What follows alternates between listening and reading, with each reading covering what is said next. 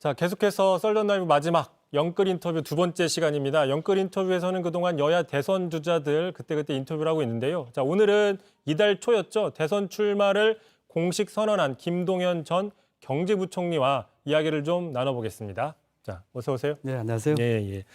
일단 추석 연휴는 잘 보내셨나요? 네, 아주 잘 보냈습니다. 의미 있게 보냈습니다. 재래시장 가서 민생과 물가도 한번 봤고요. 또 추석 명절에 고향 가지 못하는 그 북한 이탈 주민 만나서 뭐 대북 정책과 또 여러 가지 정책들 얘기 나누면서 의미 있는 시간을 보냈습니다. 그런데 지금 개인적으로 제가 이 기사로 좀 보지를 못한 것 같아서 혹시 그 언론들은 따라가지는 않고 그냥 비공개로 하신 건가요? 네, 저는 그 민폐 끼치지 않고 좀 그 차분한 그렇지만 의미 있는 캠페인 하겠다고 그랬습니다. 그래서 이 추석 연휴 때 그 재래시장 가서 뭐 새 과시하고 이런 걸 지향하고 조용하게 재래시장은 아내와 가서 장을 보면서 사람들 만났고요. 탈북 그 이탈 주민들은 뭐 일부 기자분들이 오시긴 했습니다만은 조용하게 그렇지만 뜻깊고 의미 있게 그런 대화를 나눴습니다. 그럼 뭐 말씀하신 거에서 좀 보면 이제 좀 가급적이면 조용하게라는 기조로 가시는 것 같은데 맞습니까? 가급적 조용하다는 건 아니고요. 저도 좀 이렇게 시끌시끌하게 해야 될 때도 있겠죠. 그렇지만 지금 코로나 어렵고 추석 명절 때에 재래시장 제가 망원시장을 갔었는데 사람들이 많이 오셨더라고요.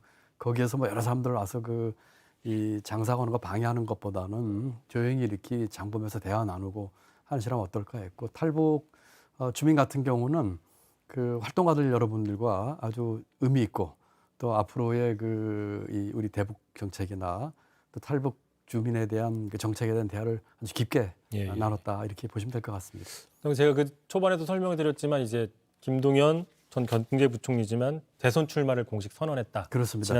이번 달 8일이었죠. 네네. 근데 지금 부총리님께서 지난번에도 한번 나오셨어요, 이 자리에. 그때는 대선 출마를 한 정치인이 아니라 작가로서 책을 출판한 맞습니다. 작가로서 출연을 했었고 오늘은 이제 공식 대선 후보로 이제 출연을 하시는 건데 지금 한 대선 출마한 지 한 2주 정도 되신 거죠, 지금? 그렇습니다. 혹시 공약이 그동안 나온 게 있었나요? 공약을 제가 잘 준비를 하고 있고 누구보다 제가 정책의 가장 전문가 아니겠습니까? 그래서 지금 여러 가지 공약을 아주 잘 준비를 하고 있습니다. 예, 지금 그 여러 가지 이제 네거티브로 인해서 이 정책과 이 비전에 대한 얘기가 없는데 저희는 거기에 중점을 두면서 비전과 이 정책 내용, 컨텐츠에 중점을 두면서 준비를 잘 하고 있다. 혹시 생각하시면 될 것 같습니다. 언제쯤 공약을 좀 볼 수 있어요? 차분차분 낼 겁니다. 지금 이미 많이 준비가 돼 있고 기회된 대로 전체 모습도 하나하나 이렇게 보여드리려고 생각하고 있습니다. 그러면 뭐 다는 아니더라도 혹시 뭐 상징적이 크잖아요. 상징성 1호 공약 보통 이렇게 얘기를 하는데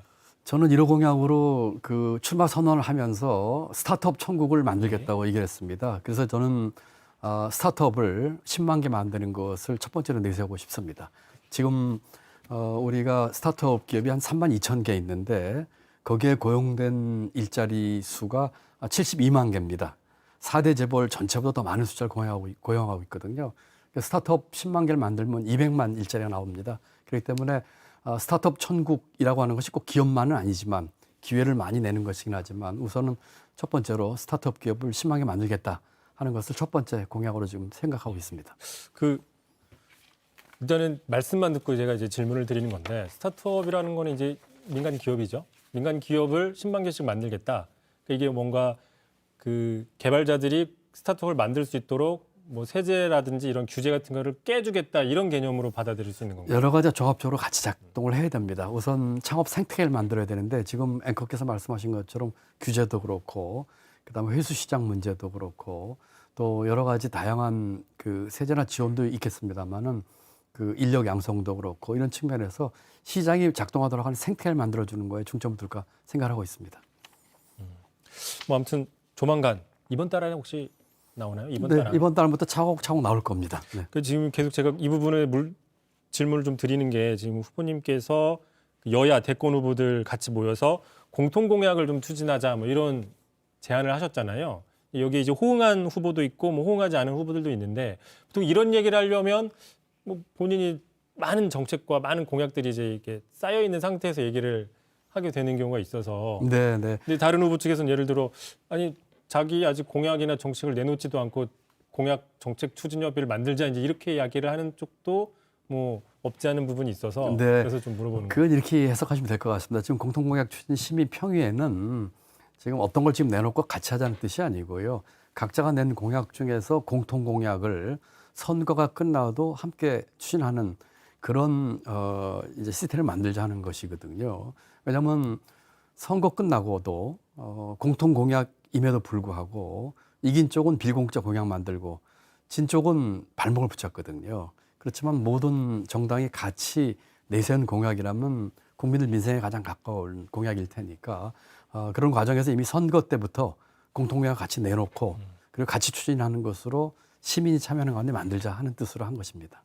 그 말씀을 드리니까 갑자기 생각이 좀 나는데 지난 대선 당시에 그 문재인 대통령 후보, 그다음에 홍준표 후보나 안철수 후보 등이 대부분 비슷하게 냈던 공약 중에 하나가 그 최저임금을 인상하자라는 거였었잖아요. 맞습니다. 그래서 이제 그게 이제 문재인 정부의 소득주도 성장의 한 축이었는데 오늘 이제 초대 경제부총리 하셨으니까 많이 이제 그런 부분 잘 아실 텐데 그 이후에 이제 다른 후보들 측이 최저임금 인상에 대해서 반대를 많이 그렇습니다. 하면서 네. 대선 후보 때는 공약을 해놓고 막상 안 발목 되니까 잡는? 발목을 잡았다 네. 뭐 이런 부분들이 있었는데 그런 거를 원천적으로 차단하자. 맞습니다. 그게 그 정확한 취지고요. 또 소득 주도 성장이나 그 최저임금 인상은 사실 양쪽에 다 문제가 있습니다. 임금 인상하자고 다들 주장했는데 발목 잡은 측도 문제가 있고요. 또 임금 인상을 최저임금 인상을 하겠다고 하는 정부에서도 그 속도나 또는 시장의 수용성 면에서 또 잘못한 것들이 있기 때문에 아예 이번에는 공통공약으로 같이 들어간 것 같으면 시민들이 같이 분류를 해주고 추진하는 것까지 같이 좀 틀을 만들어서 선거 끝나고 제대로 해보자 하는 것이 이제 제 제안의 취지입니다. 일단 뭐 공통공약 추진, 그러니까 쉽게 얘기하면 뭐 최소 공배수를 무조건 하는 걸로 하자 뭐 이런 느낌인데 지금 보니까는 여당 쪽에서는 좀 긍정적인 대답이 있다고 지금 들었습니다. 야당 측도 검토를 하고 있다고 듣고 야당도요? 있고요. 예. 지금 이제 여든 야든 지금 너무 이제 네거티브에 빠져서 이와 같은 제대로 된 비전과 이 정책에 대해서는 별로 신경 쓸 경황이 없는 것 같습니다. 앵커께서 말씀하신 것처럼 발표는 계속 한다고 하지만 여러 가지 현실 가능성이 없거나 포퓰리즘적인 것들이 많고요. 그리고 지금 야에서도 이 부분에 대해서는 검토하고 있다고 들었기 때문에 제 입장에서는 하루빨리 이 지금의 네거티브라든지 이런 것들이 다 정리가 되면서 이런 정책 경쟁 하는 쪽으로 갔으면 하는 그런 희망입니다. 혹시 난 빠질래 이런 후보는 없나요? 네, 그런 후보는 아직 없었습니다. 관심 이제, 없다거나. 예, 뭐 예. 근데 중요한 것은 이제 이것이 신용내기나 남 보여주기식 선거 전략으로 돼서는 안 됩니다. 이것은 어디까지나 진정성 가지고 제대로 하겠다는 생각을 가지고 후보들이 뜻을 모아야지 할 수 있는 일입니다. 그 제가 좀 질문을 준비하면서 이 부분은 그 이렇게 얘기를 해야 되는 캠프라고 얘기를 해도 되나요? 네네. 예, 김동연 캠프 측에서 이 질문을 좀 꼭 해달라고 하는 그래요? 게 있는데 그게 뭐죠? 뭐냐면 네. 그 후원금을 모집했는데 하루 만에 12억 원을 달성했다. 이게 상당히 큰 액수다. 사실 큰 액수 맞습니다. 그래서 이게 지금 뭐 여야에 속해 있는 후보가 아닌데도 일단 무소속으로서 제3의 길을 거는 후보로서 상당히 이게 지금 바람이 일어나고 있다라는 식으로 좀 이야기를 하더라고요. 맞습니까? 저희 캠프에서 질문하라고 했나요? 저는 모르는 일인데 지금 보시면 제가 유일한 무소속 후보입니다. 다른 분들은 다 거대 정당 내지는 뭐 중견 정당의 후보들이시죠. 그래서 저희가 후보 등록하고 후원금 모았더니 첫날 많은 분들이 이렇게 지지와 동참을 해주셨습니다.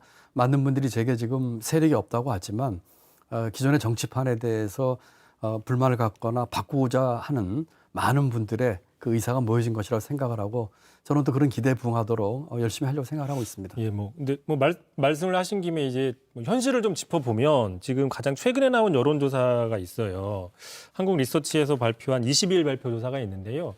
여기 조사를 보면 이제 여야 후보들 그 지지율이 쭉 나오는데 지금 후보님 같은 경우에 지금 보시는 것처럼 아직은 좀 높지 않은 수치를 기록하고 있는데 뭐 어떻게 생각하세요? 이게 혹시 방금 말씀하신 무소속에서 오는 그 한계인 건 아닌가? 뭐 이런 거 아닌가요, 혹시? 저는 굉장히 적극적으로 생각을 하고 있습니다. 제 골든 타임이 올 것입니다. 우선 첫 번째로는요. 이번 선거처럼 흠집 많이 지적당하는 후보들이 많은 선거가 없습니다. 어떻게 될지 모르겠어요. 두 번째는 지금 부동층이 많습니다. 2030이나 중도가 그 어느 때보다 많은 그런 상황입니다. 진지하게 국민 여러분들께서 정말 어떤 후보를 뽑아야지 우리 미래와 이 국가를 끌고 갈지를 생각할 그런 타이밍이 오면은 제가 보일 겁니다. 아마 그런 시기가 양당의 경선 구조가 끝나는 쯤에 와서는 그런 골든타임이 올 것이라고 하고 있기 때문에 지금 뭐 지지율에 이렇게 일희비할 건 없고요. 제 길을 제가 뚜벅뚜벅 가는 것이 맞다고 생각을 합니다. 지금 국민의힘이 더 늦게 끝나기 때문에 한 11월 초순 정도면 최종 후보 뽑히는데 한 11월 중순 이후부터는 김동연의 시간이 온다. 김동연의 그렇습니다. 골든타임이 온다. 맞습니다. 이제 그때 이렇게 되면은 자신하고 계신. 그때 되면은 뭐 거대 양당 후보가 2명으로 압축되지 않겠습니까? 예. 그리고 여러 가지 정리가 되겠죠. 그리고 지금처럼 이런 그 뭐라고 할까요? 네거티브와 남은 흠집내기, 그다음에 가까이 갖고 있는 그런 흠집들 다 정리되면서 그때 되면 이제 제 골든 타임이 올 거라고 근데 이제 그 생각합니다. 골든타임이 김동연 후보 혼자만의 골든타임인 거냐? 지금 말씀하실 때 본인은 무소속이라고 말씀을 하시지만 그렇습니다. 여야 거대 정당에 속하지 않은 후보가 또 있습니다. 탄산수가 아닌 생수가 되고 싶어하는 안철수 국민의힘 네, 땅 네. 대표 네. 있거든요. 그래서 네. 아무래도 이제 안철수 대표도 지금 대선에 출마할 가능성이 점점 커지고 있다라는 분석들이 나오고 있는데 그 부분에 대해서는 어떻게 생각하세요?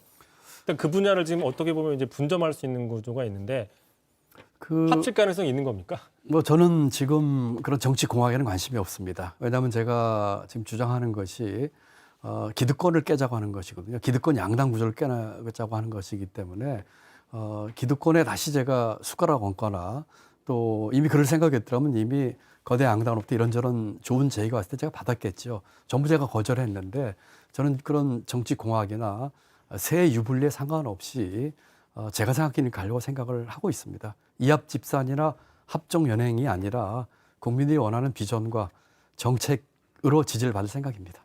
그러니까 뭐 그렇게 표현을 하셨지만 이합집산이나 합종 연행 같이 그러니까 이른바 뭐 제3지역, 제3세력의 어떤 단일화 이런 부분들은 전혀 생각하고 있지 않다. 현재로서는. 제가 지금 새로운 길 가겠다고 했는데 방법을 구태한 그 방법을 하면 되겠습니까? 새 길 가겠습니다.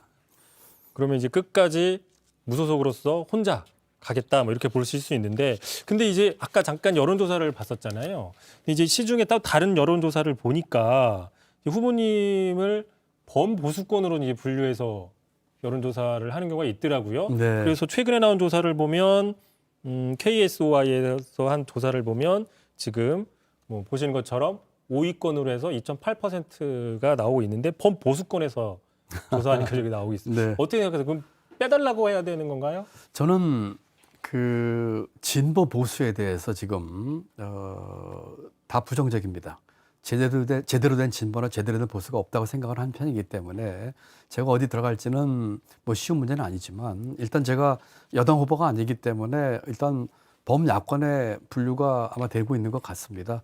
저는 뭐 어디에 속하는 것이 문제가 아니고 기존에 있는 그 제대로 되지 않은 진보와 제대로 되지 않은 보수를 깨면서 새 길을 가면서 대목을 변화시키는 그런 길을 가겠다 이렇게 이해하시면 될 것 같습니다. 알겠습니다. 뭐 얘기를 하다 보니까 벌써 시간이 다 돼가지고요. 예, 다음에 한번 또 후보 공약이 나온 다음에 한번 네. 또 모셔서 이야기를 좀 해보도록 네. 하겠습니다. 네, 그렇게 오늘 나와주셔서 감사드립니다. 네, 예. 감사합니다.